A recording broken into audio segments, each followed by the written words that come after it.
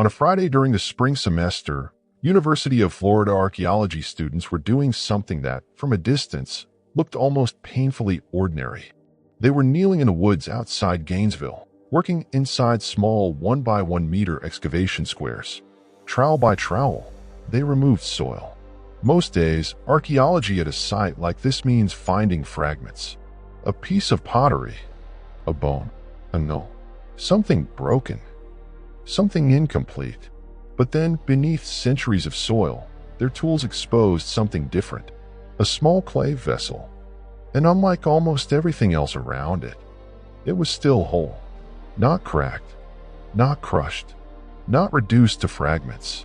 A complete pot, sitting underground after roughly 4 centuries. And almost immediately, one question became more interesting than the discovery itself. Why was it there? Because archaeologists usually expect ancient pottery to be broken before they ever find it.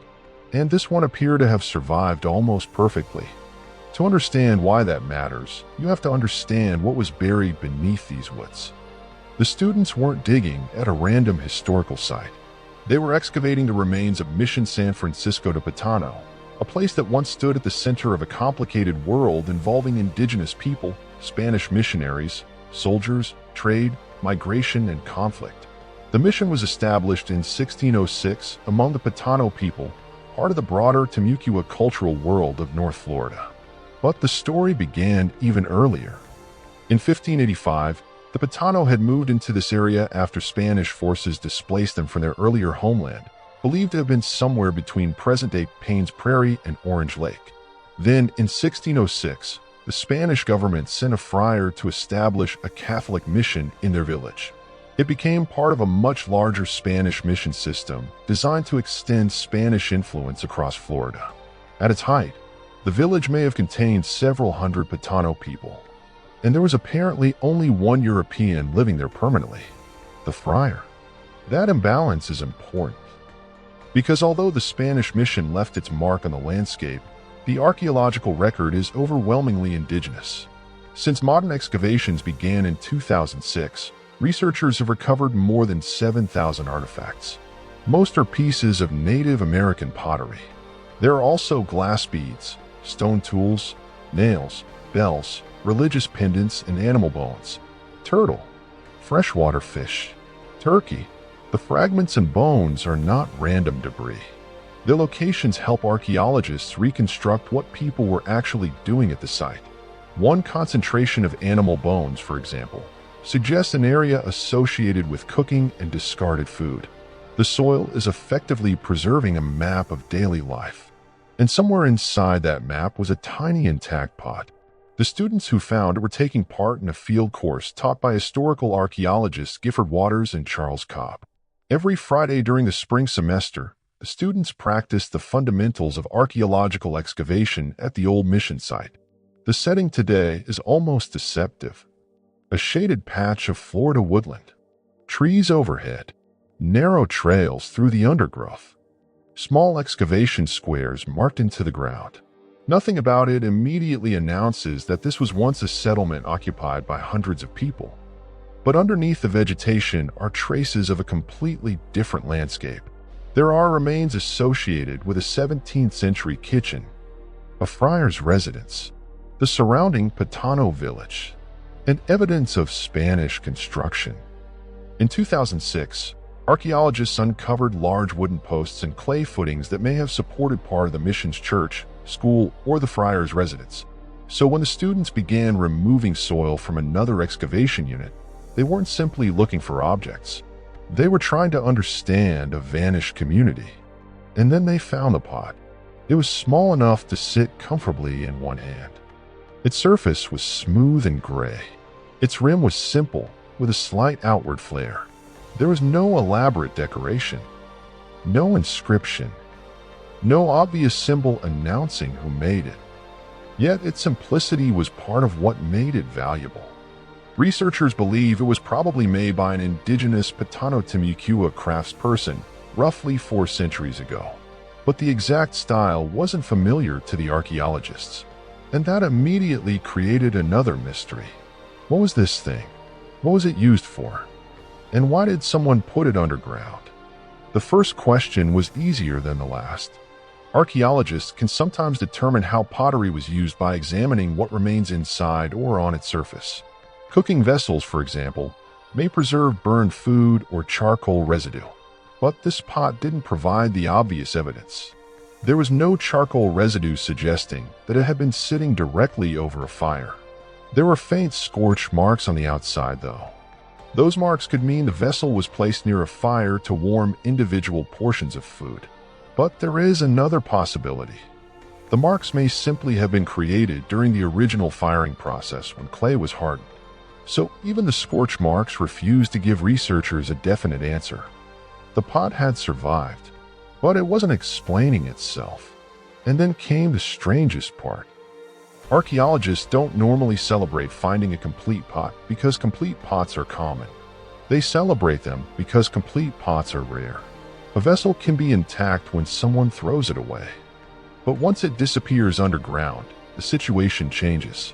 The pressure of soil, shifting earth, agriculture, construction, natural disturbances.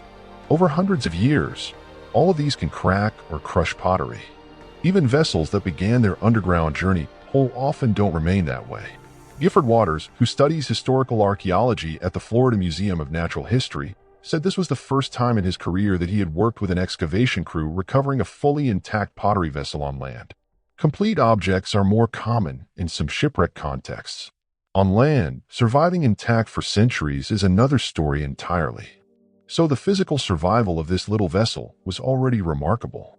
But its location made it even more interesting. The pot was found inside a Spanish-made structure.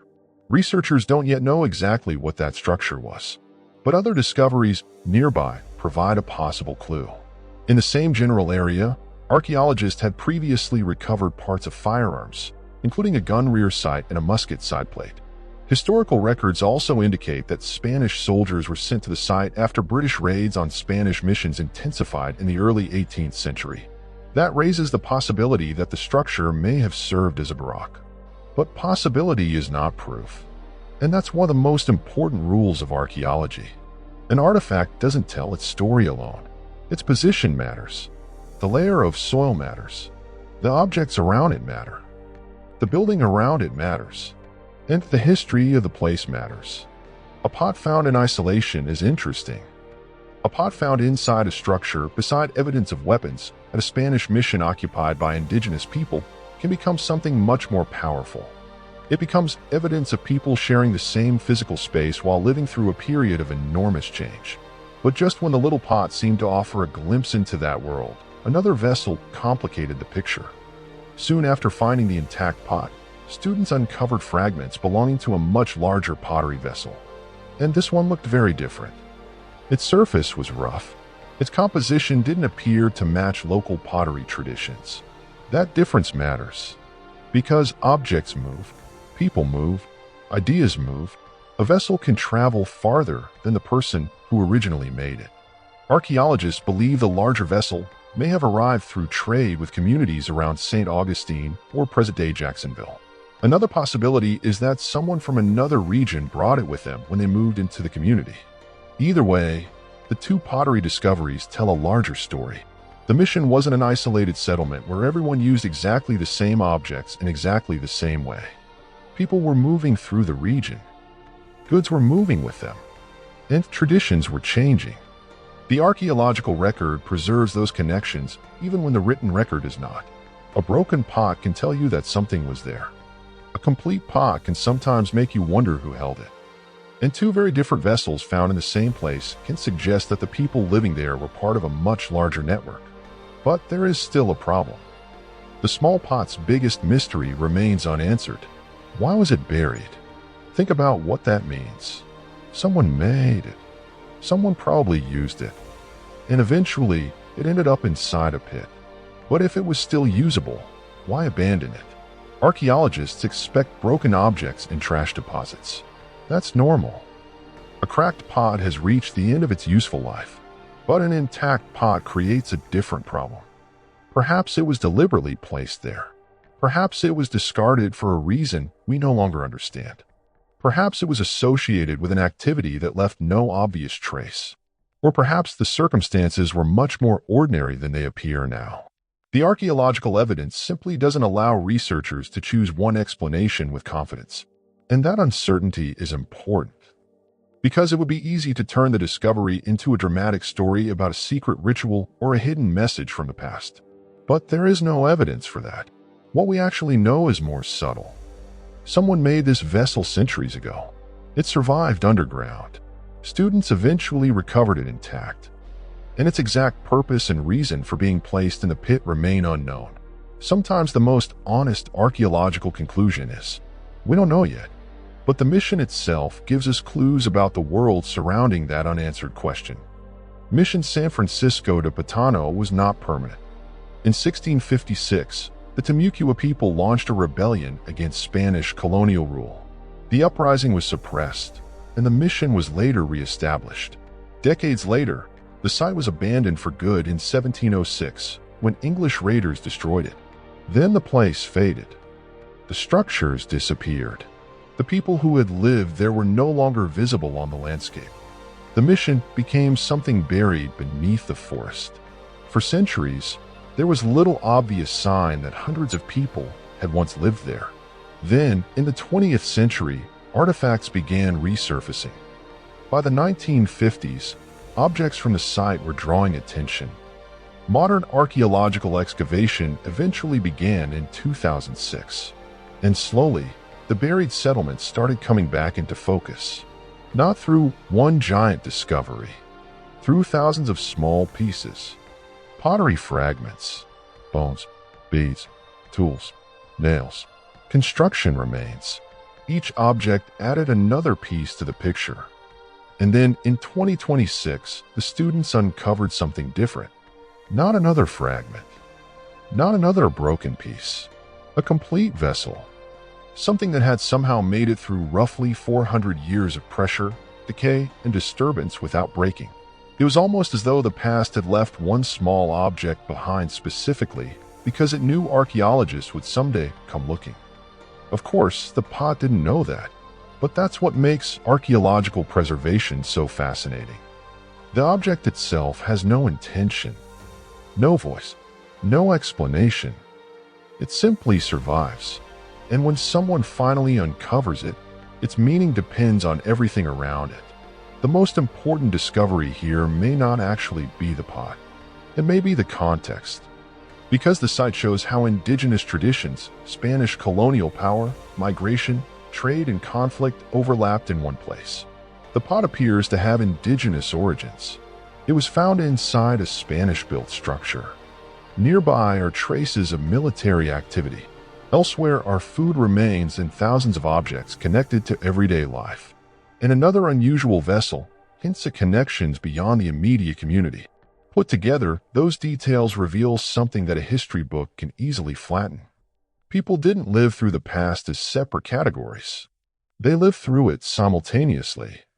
Indigenous families, Spanish missionaries, soldiers, travelers, traders, people carrying their own traditions into unfamiliar places.